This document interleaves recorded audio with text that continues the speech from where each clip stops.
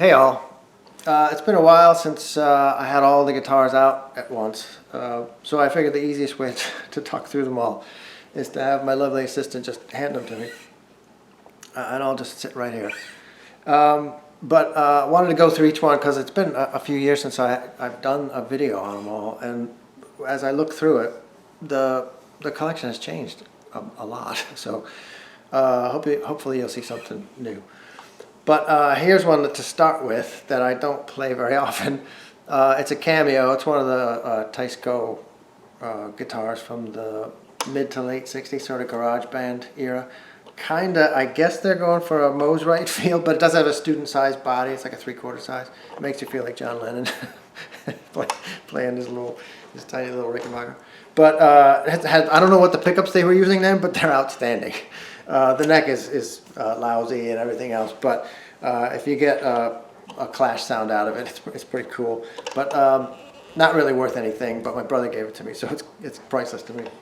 So I do have another one that he gave me, which is another kind of Frankenstein guitar. This one is a Conrad. I've seen them. It's kind of cool. They did the headstock and sort of fake tortoiseshell. I've seen them with other brands on them. I've seen Lyle and a few others. They all came from the same factory over in Japan. This one's been butchered. They ripped out the switching stuff here and came up. I don't know where they got this switching system from, but they broke it off something else and they slapped it on here. But it gets a really cool out-of-phase tone. That's really the only setting I use it on. But I can't get that sound out of any other guitar. So I guess it's sort of a 335-ish. Late 60s, bolt-on neck, so not a high-end thing, but a great student-level guitar. They get some cool tones. This one is, I think, 2019, 2020, a Mexican-made Telecaster custom. It looks a lot more like Keith's guitar than sounds like it, honestly, but it gives a pretty decent tele-tone. So I use it for, of course, Stones. I use it as an open G guitar a lot, even though Keith would have used this one for standard tuning.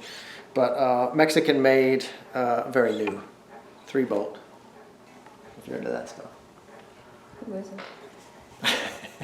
it? This is a Jimmy Page Dragon Tele. I hate calling it a Dragon Tele, but because I know everybody says they can see a dragon in there. I can't. Never have been able to. There's a dragon somewhere in this. But this is out of a custom shop called Crucible Customs out on the West Coast. And they aged it up. They did a nice job. A lot of the details are right, although this does not have the option, both ways of stringing option. But they aged the parts. They got little details right, like the paint goes underneath the pick guard, like on Jimmy's does. And I thought the aging was done pretty well and not over the top. So a nice one. They even put the cigarette burn in there. Gets a great tone. If you want to know the tone of it, it's dirtied up. It's the tone of on the Zeppelin DVD. They did that TV show in Copenhagen in '69. That's the tone of the thing. This one is a Schechter. I don't know. They've had a lot of different names for this model, or the Telecaster style model that they do. So I don't know what this particular one is, but I'm pretty sure this is an American-made guitar. I'm pretty sure because it's single bound. It's got the contour body. It's got through stringing. That's just, in my mind, a damn good Telecaster. It's got, it's not up to stock specs, but and I re-necked it with my own Schechter neck, but a great guitar, and it does get a nice traditional tele quack tone. In fact, if I want traditional tele tones, I'd probably use that guitar instead of either of the Fenders. This one is the same thing. Except this is, I think they call this Black Diamond series or something. I'm not sure what they were calling it at that point. But it's double bound. Another one that I re-necked. Not that there was anything really wrong with the other neck. I just wanted to look more like Pete's guitar. And it doesn't really get teletones at all. It's kind of a unique tone to itself, the neck guitar, which is kind of cool because I got teletones out of the other one. So this is a Mexican-made Strat, George Harrison Rocky Strat replica. People on the channel comment, "Wow, I can't believe you would spend $20,000 on a guitar." I wouldn't, so don't believe it. But whoever did this did some nice work on it. The only thing I've done is I sealed. They did the pick guard just like a real replica, where like the glitter was just on top of the paint, stuck on there, like like George's would have been. But I sealed it in there, so hopefully that protects the pick guard a little bit, because it's hand painted on there. The body is not, it's hand painted, but they glossed over it. So there's lacquer over that on the main body part, which is kind of cool to protect the finish. Mexican made. Another Mexican made. This one is a Player Series, I think 2020. I bought it new online. And I've said before, for my money, this is the best value in an electric guitar today, is the Player Series Strats that they're making now. That's a damn good guitar, and I'd be perfectly happy to have that be my '1 Strat for the rest of my life. Even compared to the Rocky Strat, which has sort of 60 specs, you know, compared to this.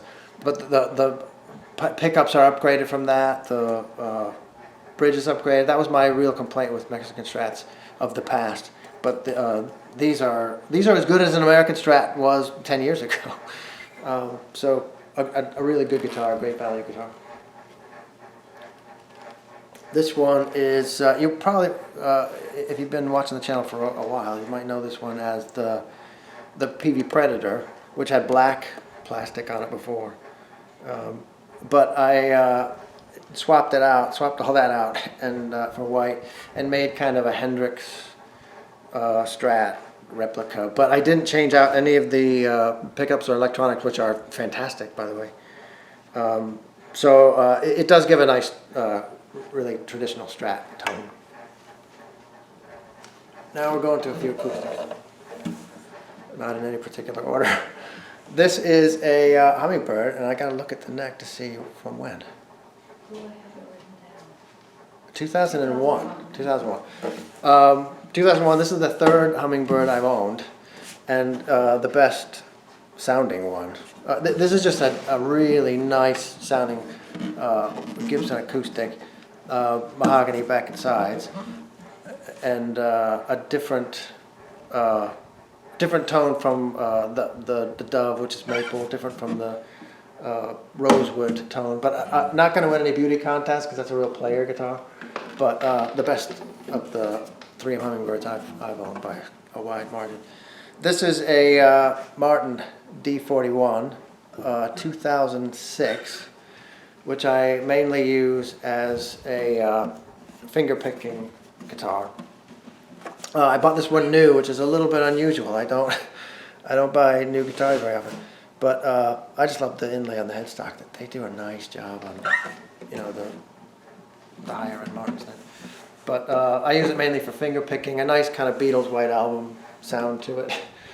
Like I said, very different from the Hummingbird, which has a kind of a Stones Beggar's Banquet kind of tone to it. This is a Gibson J45, a 2020. So another new guitar, which I don't do very often. But I got this one from Gibson's demo shop on Reverb. I've always wanted a slope-shouldered Gibson acoustic, but that one, oh yeah, that's right. This, you might see this Scotch tape on there. That was the one main criticism I have of that. And I got to do a more permanent fix on it. But for right now, I just stuck some tape over that, because when you hit low bass notes on it, the little knobs for the volume and tone rattle in there, and it's really annoying, and it's a lot louder than you think. This is a year is that? Oh, 2002, Gibson SJ or J200. Just a normal, average, everyday, standard J200, not a P. Townshend or anything like that. But a guitar I lusted after for a long time. I had a 100, I had a 150, but I needed to have a 200, so went up to that. The flame on the back is just, I don't know if the camera can catch it, but it is really outstanding. That's a perfect acoustic guitar. A lot of P. Townshend tones you can get out of it. Super loud when you need it to be. You can finger pick on it. Absolutely a perfect acoustic guitar. This one, if I'm honest, it's probably, well, because it's new to me and it's not one that I have a long relationship with. But this is a, what did we decide it was? 90 something, 93? 93. I think it's a 93 Guild D55 from the Westerly factory.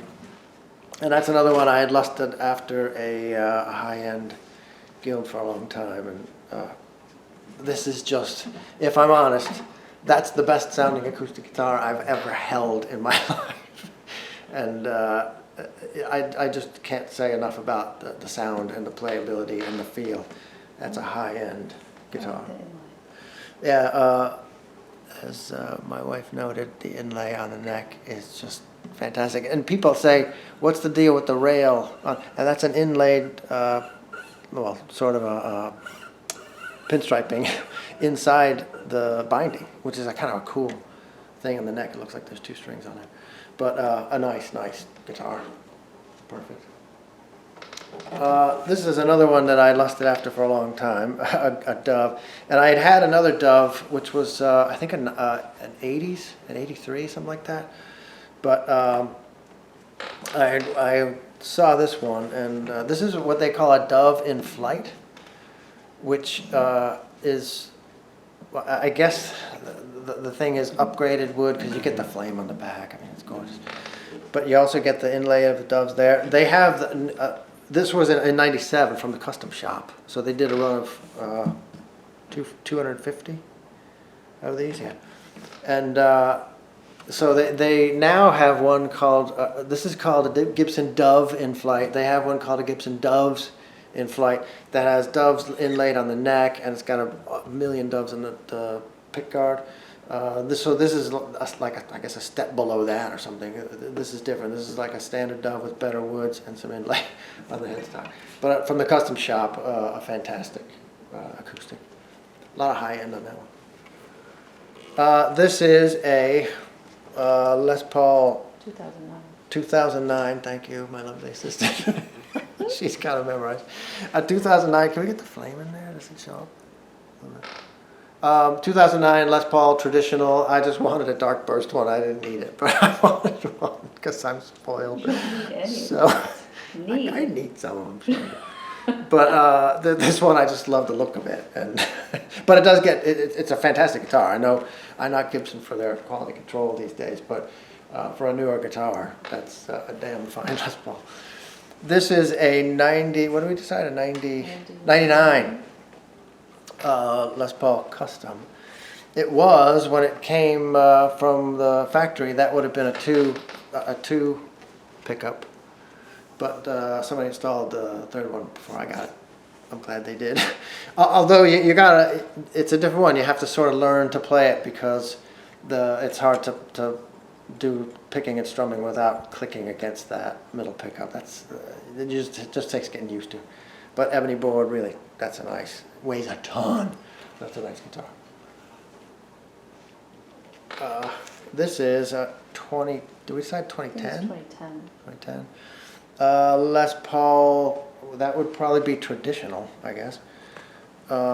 It does have some nice flame on it, and it's got the grain going the other way, so it's got both kinds of grain. If you're a flame top freak, that's probably the most pronounced flame I've had on the Les Paul.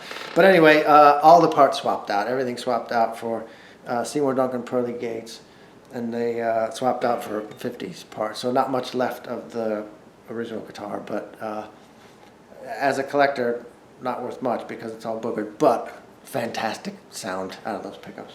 So that's a keep. The nice thin neck on that one too. Not as thin as this. This is a Deluxe, a 20, let me see if I get that in there. It's 2015. So you can see that Les Paul inlay on the end of it, and if I can get, where is it? Oh yeah. That's back of the neck, and you get the Les Paul hologram. So this is not pretending to be from the Fender custom shop. It is what it is. It's a 2015 Deluxe converted to Pete Townsend number 5 specs. Does the coil splitting. You can dial in and out for the Marzio in the middle. But kind of a gimmicky guitar. But I fell in love with that guitar on a poster when I was a kid and knew I had to have one someday. So I found it. But I bought it from some guy in New Jersey, who a young guy he buys Deluxes and then he converted it. I don't know if he still does it, but he did at the time. So got a deal on it. This is a what is this? 2016. 2016. A 2016 classic gold top with P90s, a really slim neck on this one. So if you're a fan of slim profiles, this is for you. But I think somebody did some changes and upgrades to it. I mean, it's got the thumb bleeders in it. I don't know that they came with those. And I've got plastic tuners on it. I thought they came with Grovers. So I don't know. But it's got the light back to it too. Another one that I like and gets great P90 tones. Can't get those from anything else. We're into SG now, and this is an SG standard. I'm killing times before I can see this. 05, did we decide that was? One's an 03 and the other's 05. Okay, this is the 05. This is the 05. And this is an SG standard. Now the neck pickup you'll see, there we go, is reversed. The cover's reversed, and that's because it has had the Peter Green modification. So that's pull them out, flip the magnet around, turn it backwards too. But it gets a really nice, cool Peter Green honk tone out of it. I like the black because I have a red one. So this is an 03 special, I think. The weird thing is, though, at some point this had a vibrola on it. So I don't know if somebody put that on it or they came like that. I have no idea, but it's got Clusons. Or those Gibson Deluxe. But yeah, so it's had a little bit of boogering done to it, but satin finish. Another one that I'm not in love with the pickups, but my brother gave it to me, so it's not going to be changed. This one is a Gibson ES-345. I love the split parallelogram inlays. Those are my favorites. This is from the Memphis. I guess, I don't know, some people kind of consider that a custom shop. I don't know exactly what the details are on there, but this is one of the Memphis ones. With the Bigsby and the Veritone knob, which I adore. I know a lot of people don't like them, but I can't understand why they don't, but I do. And now that isn't wired for stereo, but it does also do mono, so I don't really use the stereo function on it. But another great guitar with a ton of tone to it. This is a Gretsch Black Falcon 97. Just a high-end Japanese-built Gretsch from the period. I love the fretboard. It's fantastic with the teardrop over the top. It's got the sparkle double binding with sparkle. It's got sparkle on the F-holes, inside the F-holes. Just a really high-end, nicely built Black Falcon. I don't really play rockabilly, so I use it for rock and other stuff and sort of Beatles type material. That's everything. That's the whole thing. So this is the 2021. Hopefully it won't change much between now and the next one, because I'm kind of sad. There's nothing I'm really lusting after too badly at this point. But never say never. So that's it for now. Good luck.